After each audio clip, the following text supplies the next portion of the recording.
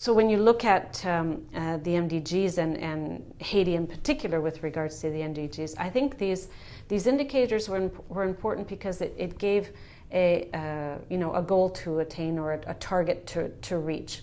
What we've seen is in most indicators there's been an improvement. It also shows that there's still a long way to go. And in those circumstances, if you think of the post-2015 and the work that's being done on developing new goals, I think those will also be very important for the government of Haiti in the future.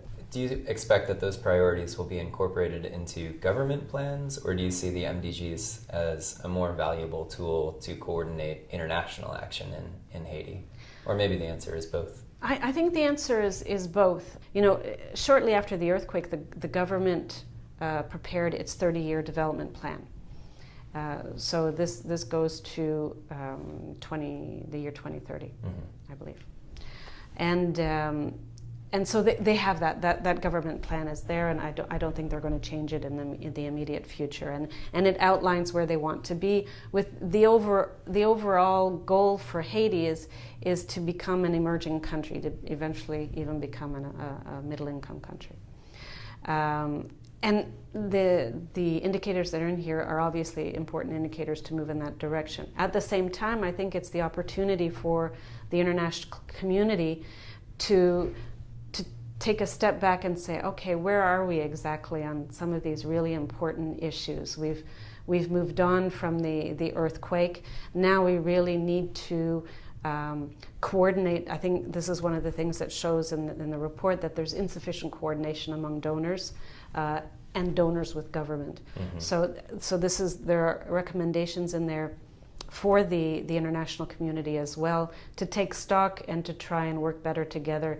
And it's a combination of both. Sometimes the donors are at fault for not coordinating sufficiently, and sometimes we also need to get the government to move, and because of course they need to be taking leadership on coordination. So it's a bit of combination of both. Right. Looking forward, where would you like to see Haiti in 1 year, 5 years?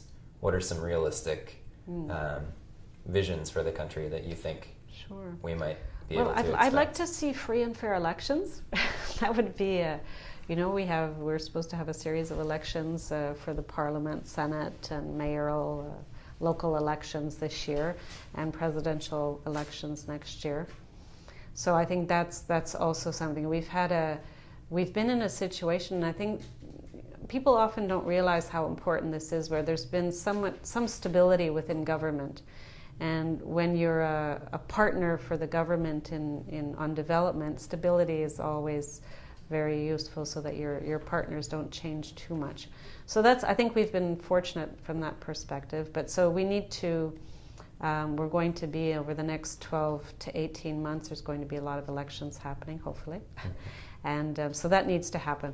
I think also in that transition to a new government, hopefully the new government will continue with the goals that have already been put in place now, that are all basic goals that are really important for Haiti. Of course, there are a number of priorities in Haiti, but I think the government has also narrowed down those priorities. And two that I think are very important are employment and the environment.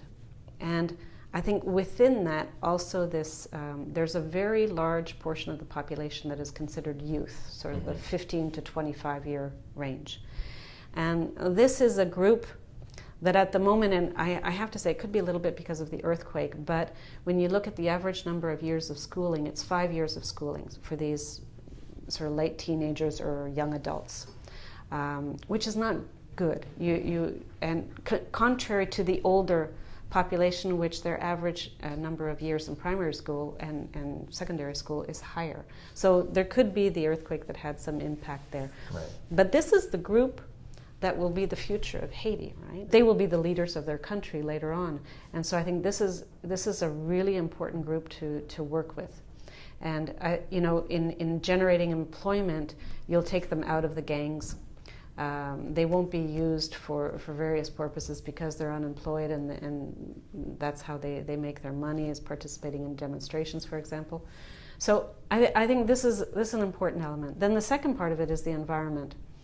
And this has a lot to do with either the natural disasters. So how do you're going to have cyclones in Haiti no matter what, but how can you prevent those cyclones from having as much of an impact as they do at the moment is on building resilience, and on working on disaster prevention. So reforestation, we have in Haiti, there's such a stark difference when you're flying over the island, the island of Hispaniola, which includes the Dominican Republic and Haiti.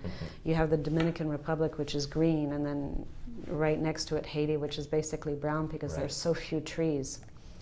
And this causes soil erosion problems for agriculture, flooding, etc. So we need to replant trees, etc. But not just replant trees, but to work with communities so that they get an alternative source of revenue, because the use of charcoal for cooking, almost by 93% of households, is what is the main cause of deforestation. So these are the kinds of things that you need to work on, and consequently, when we look at the MDGs, this is what the MDGs is all about. Right.